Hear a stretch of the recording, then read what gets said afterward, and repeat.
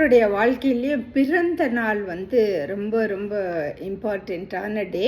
ஏன்னா நாம் பிறந்த நாள் அன்னைக்கு இல்லைங்களா. ஸோ பர்த்டே செலிப்ரேஷன் சில பேர் சொல்லுவாங்க இன்றைக்கி எனக்கு பர்த்டே ஆனால் நான் செலிப்ரேட் பண்ணுறதில்ல. சில பேருக்கு பர்த்டேன்னா ஒரு பெரிய ஒரு ஈவெண்ட்டாக இருக்குது. அதே ஓவராகவும் செலிப்ரேட் பண்ணுறவங்களும் இருக்காங்க. பர்த்டேனா ஒரு எக்ஸ்ட்ரா வேகண்ட்டாக செலவு பண்ணுறவங்களும் இருக்காங்க. பட் ஆனால் பர்த்டேவை செலிப்ரேட் பண்ணுங்கள். யாருக்கு பர்த்டேனாலும் அவங்களுக்கு அட்லீஸ்ட் ஒரு மெசேஜ் போடுங்க, ஃபோன் பண்ணி விஷ் பண்ணுங்கள். ரொம்ப க்ளோஸ் பீப்புளாக இருந்தால் நேரில் போய் அவங்களுக்கு விஷ் பண்ணுங்கள்.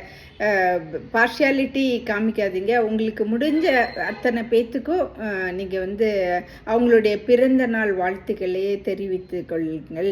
அப்புறம் அது இல்லாமல் நமக்கு பிறந்த நாளுங்கும் போது அதை ஹாப்பியாக நம்ம கொண்டாடலாம். அட்லீஸ்ட் கோவிலுக்கு போய் ஒரு அர்ச்சனை பண்ணிக்கலாம் நம்ம பேருக்கு, இல்லை வீட்டிலேயே சாமி கும்பிட்டுக்கலாம், இல்லை யாரார் நம்மளை விஷ் பண்ணுறாங்களோ அவங்களுக்கு தேங்க்யூ சொல்லிக்கலாம். கடவுளுக்கு ஃபஸ்ட்டு நம்ம நன்றி சொல்லணும். நம்மளை இப்படி படைச்சி இவ்வளோ இந்த அளவுக்கு நம்மளை கொண்டு வந்திருக்காங்கன்னா அதுக்கு கடவுளுக்கு நம்ம பிறந்த நாளுக்கு நம்ம தான் நம்மளுக்கு ஹாப்பி பர்த்டே சொல்லி கடவுளுக்கு நன்றி சொல்லிக்கணும். யார் விஷ் பண்ணாலும் பண்ணலைனாலும் அதை பற்றி கவலைப்படாதீங்க. விஷ் பண்ணுறவங்க அத்தனை பேர்த்துக்கும் தேங்க்யூ சொல்லுங்கள்.